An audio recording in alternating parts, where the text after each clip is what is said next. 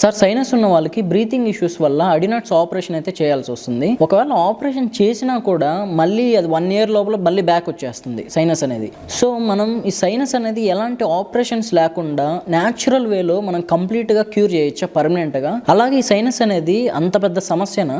Sinus అనేది అంత పెద్ద సమస్యనే అంటే చెప్పాలంటే నిజంగా అంత పెద్ద సమస్య కాదండి. సైనస్ రావడానికి రూట్ కాజ్ కావాలి. మనకి చాలా మందికి అసిడిక్ ఇష్యూస్ వల్ల వచ్చే ప్రాబ్లం ఇది. అంటే ఓవర్ హీట్ ఉండడం వల్ల పొట్టలో ప్రాబ్లం అది కూడా. సో ఓవర్ హీట్ ఉండడం వల్ల ఈ ప్రాబ్లమ్స్ అనేది వస్తాయి. దీని వల్ల చాలా మందికి బ్రీతింగ్ ఇష్యూస్ అని రావడం, ఈ అడినైడ్స్ వల్ల బ్లాకేజెస్ క్రియేట్ అయిపోయి చాలా మందికి అంటే అడినైడ్ ఇన్ఫ్లమేషన్స్ రావడం వల్ల సర్జరీస్ చేసేసి అడినైడ్స్ కూడా రిమూవ్ చేయడం జరుగుతుంది. అలా మీరు అన్నట్టుగా కొంతమందికి రిపీటెడ్ గా 2-3 times కూడా సర్జరీస్ కూడా జరిగాయి. కానీ సర్జరీ అనేది ఒక ప్రాపర్ సొల్యూషన్ కాదు. ఫస్ట్ రూట్ కాజ్ ఏంటి అనేది మనం ఫైండ్ అవుట్ చేసి ఫస్ట్ మన బాడీలో నుంచి అసిడిక్ ఇష్యూస్ ని మనం తగ్గిస్తూ తర్వాత ఇక్కడ హీలింగ్ అనేది కొన్ని మెథడ్స్ ఉన్నాయి మన దగ్గర. అయితే మనం క్రేనియల్ ఓస్టియోపతి అనేసి మళ్ళీ కొన్ని మర్మ థెరపీస్ కొన్ని ఉన్నాయి. అవి చాలా ప్లెజర్ గా ఉంటది. అవి చేస్తూ ఈ రూట్ కాజ్ లో ఎప్పుడైతే మనం వర్కౌట్ చేస్తామో మాక్సిమం అంటే ఒక 15 days లో ఈ అడినైడ్స్ అనే ప్రాబ్లం కానీ లేకపోతే సైనటిస్ అనేది కంప్లీట్ గా క్యూర్ చేయడానికి అవకాశం ఉంది. సో కొంతమందికి 15 days, ఇంకేమైనా క్రానిక్ ఉంటే ఇంకో 10 days ఎక్స్ట్రా పడుతుంది. కరెక్ట్ గా చెప్పింది ఫాలో చేస్తే మాత్రం 15 days లో మాక్సిమం గా తగ్గించే అవకాశం ఉంది.